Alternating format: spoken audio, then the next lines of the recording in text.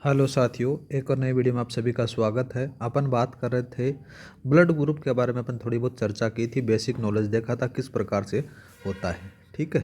और आज वाली क्लास के अंदर से जो भी ब्लड ग्रुप का जो अपना टॉपिक बचता है, जैसे आरएच कारक हो गया, साथ ही बात करें तो रुधिर वर्ग में किस प्रकार से जो रुधिर वर्ग होता है, ब्लड ग्रुप होता है, वो वंशानुगत किस प्रकार से जाता है, उनके बारे में अपन चर्चा करने वाले हैं। और टेक की जो क्लासेज हैं, 2-3 क्लासेज टॉपिक बचे हुए हैं, उनके बारे में अपन जल्दी चर्चा कर लेंगे। आज बात करते हैं अपन रुधिर वर्ग की वंशानुगति के बारे में। देखो, इसको एक टेबल से समझेंगे। टेबल से समझोगे तो ज़्यादा आपको समझ में आ जाएगी। जैसे एक तरफ अपन लेंगे रुधिर वर्ग को, किसको लेंगे गाइस? रुधिर वर्ग को लेंगे अपन। ठीक है। एक बेसिक सी टेबल बनाते हैं। इसमें एक तरफ अपन रुधिर वर्ग को लेते हैं। कौन से को लेंगे? रुधिर वर्ग। रुधिर वर्ग को लेंगे। साथ में ही बात करेंगे अपन जो संतान होगी, उस संतान के अंदर से कौन कौन सा रुधिर हो सकता है, कौन कौन सा नहीं हो सकता, उनके बारे में अपन देखेंगे। तो यहाँ पर लिख सकते हो संतान, संतान का रुधिर वर्ग, रुधिर वर्ग। ठीक है गाइज।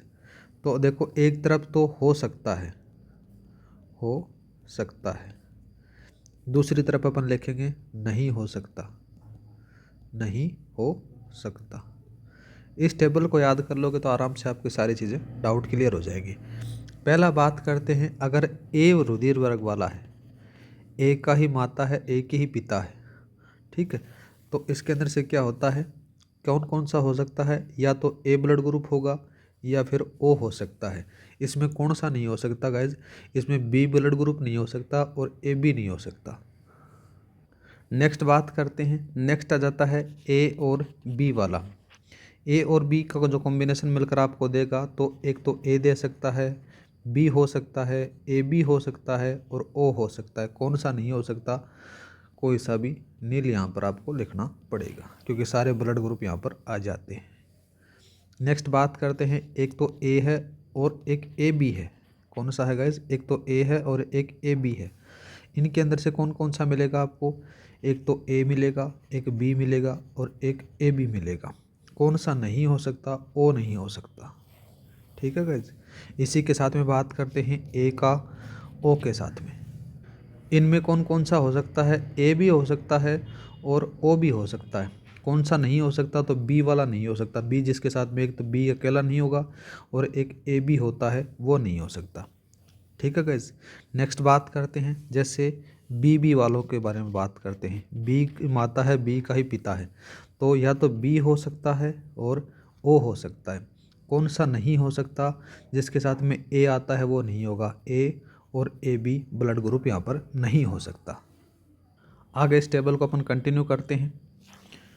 ठीक है।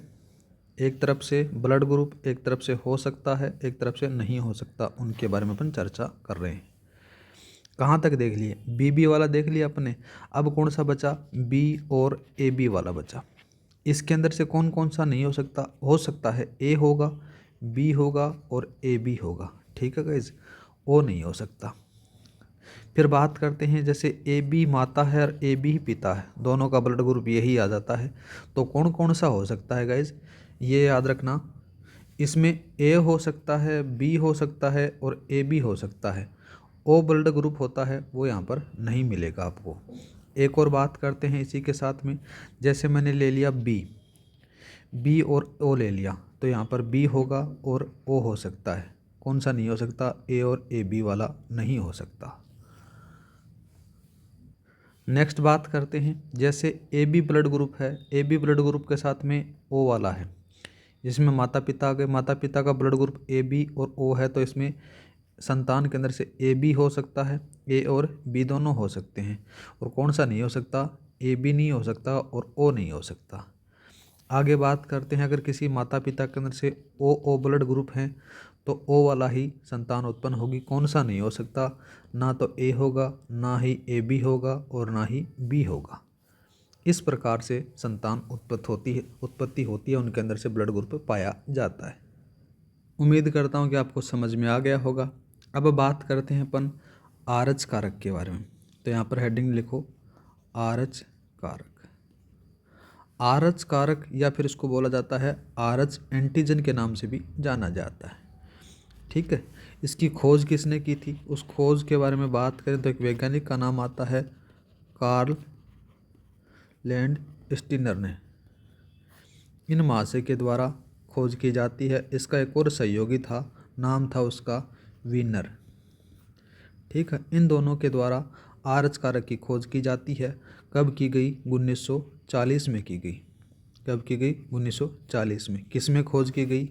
तो एक रीसस नाम का बंदर था, रीसस बंदर में खोजा। ठीक है, और ये जो आरएच कारक है ना, ये मनुष्य में भी पाया जाता है और आरएच कारक के आधार पर मनुष्यों का वर्गीकरण किया जाता है। किस प्रकार से होता है वो देखते हैं।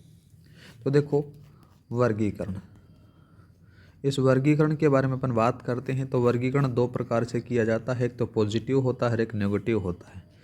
पहला हो जाता है आरएच पॉजिटिव, इसको बोला जाता है, और दूसरे का नाम आ जाता है आरएच नेगेटिव।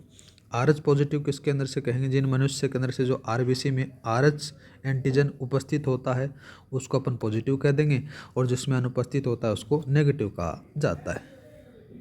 तो सबसे पहले अपन बात कर लेते हैं आरएच वाले के बारे में, आरएच प्लस के बारे में।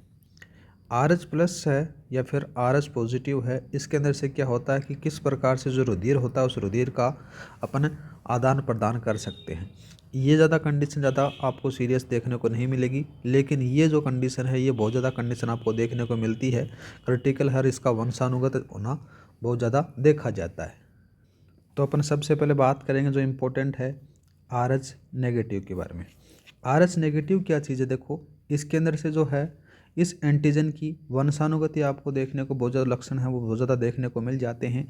इसके अंदर से एक रोग हो जाता है, या फिर रोग कौन कौन सा होता है उसका रोग के बारे में बात करें तो यहाँ पर रोग लिखो। उस रोग का नाम आ जाता है एरियोथ्रोब्लास्टोसिस। ठीक है, फिटेलिस, इस नाम से उसको जाना जाता है। इसमें से होता क्या है? यह आरएच कारक से संबंधित रोग माना जाता है। ये जो रोग है ना, ये मुख्य रूप से केवल गर्भाशय के जो शिशु होते हैं उनमें प्रभावित देखने को मिल जाता है। इसमें से प्रभावित होने पर जो शिशु होता है उसकी गर्भाशय में मृत्यु हो जाती है। ऐसे जो शिशु होते हैं वो सदैव आरएच तथा इनकी माता आरएच नेगेटिव और पिता आरएच पॉजिटिव होते हैं। ठीक है, माता पिता का क्या होता है?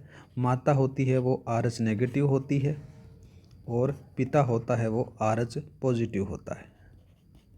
ये जो रोग होता है उनको। ठीक है, इस रोग के बारे में थोड़ी सी जानकारी ले लेते हैं अपने को। देखो, अगर कोई भी सपोज करो ये आरएच पॉजिटिव पुरुष है और ये आरएच नेगेटिव स्त्री है, इन दोनों का विवाह हो जाता है, इनसे उत्पन्न होने वाली जो संतान होती हैं उनके अंदर से ये रोग आपको देखने को मिलेगा।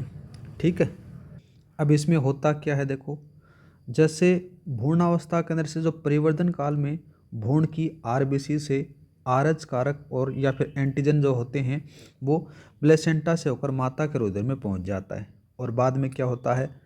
अब माता के रुधिर में इस भारी आरएच कारक या फिर एंटीजन के विरुद्ध जो एंटीबॉडी का निर्माण होने लग जाता है।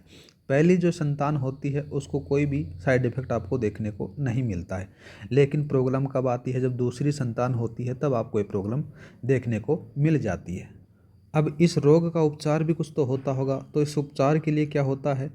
जो माता होती है उसके ब्लड के अंदर से एक इंजेक्शन लगाया जाता है। वो उस इंजेक्शन के अंदर से क्या होता है कि जो आरएच नेगेटिव होता है ना, इसकी एंटीबॉडी प्रबल मानी जाती हैं और कुछ मात्रा के अंदर से उसके रुधिर में इंजेक्ट करवा दिया जाता है। ठीक है, और बाद में क्या होता है? जो आरएच एंटीजन को नष्ट कर देता है और जो भ्रूण से प्लेसेंटा के माध्यम से माता के रुधिर में पहुंच जाते हैं। इस प्रकार से सेफ डिलीवरी हो जाती है। मतलब कि आज की दुनिया के अंदर से हर चीज़ का उपचार आपको देखने को मिल जाता है। अब देखते हैं एक टेबल के हिसाब से कि आरएच पॉजिटिव कारक का संतति पर क्या प्रभाव आपको देखने को मिल जाता है। सपोज करो ये फादर है, ये मदर है और इनसे चाइल्ड उत्पन्न होता है। यहाँ पर अगर आरएच पॉजिटिव है और यहाँ पर आरएच पॉजिटिव है तो क्या होगा? आरएच पॉजिटिव सामान्य संतान प्राप्त होगी। अगर बात करें पिता के अंदर से RH नेगेटिव है और माता के अंदर से RH पॉजिटिव है तो भी आपको RH पॉजिटिव सामान्य जो संतान है वो प्राप्त होती है।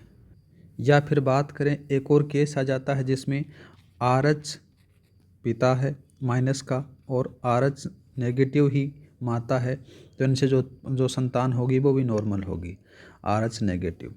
लेकिन केस अब आता है जिसमें से पिता के अंदर से RH पॉजिटिव है और माता के अंदर से RH नेगेटिव है, तो यहाँ पर वो कंडीशन देखने को मिल जाती है जिसमें जो पहला जो संतान उत्पन्न होगी वो RH पॉजिटिव के साथ में उत्पन्न होती है, बाद में उसका सॉल्यूशन हो जाता है इंजेक्शन के हिसाब से। ठीक है गाइज, तो ये 3 कंडीशन होती हैं, सेफ होती हैं, हर किसी में नहीं पाया जाता है। करीबन बात करें आज के दौर के अंदर से तो 10 से 20% लोगों के अंदर से ही चीज़ें पाई जाती हैं। ठीक है गाइज, तो इस प्रकार से आपका जो RH कारक वाला है और रक्त समूह वाला टॉपिक है वो RS प्री के हिसाब से कंप्लीट हो जाता है गाइज। क्लास अच्छी लगी हो तो लाइक और सब्सक्राइब करना न भूलें। क्लास की PDF आपको टेलीग्राम पर मिल जाएगी। आज के लिए इतना ही। जय हिंद, जय भारत।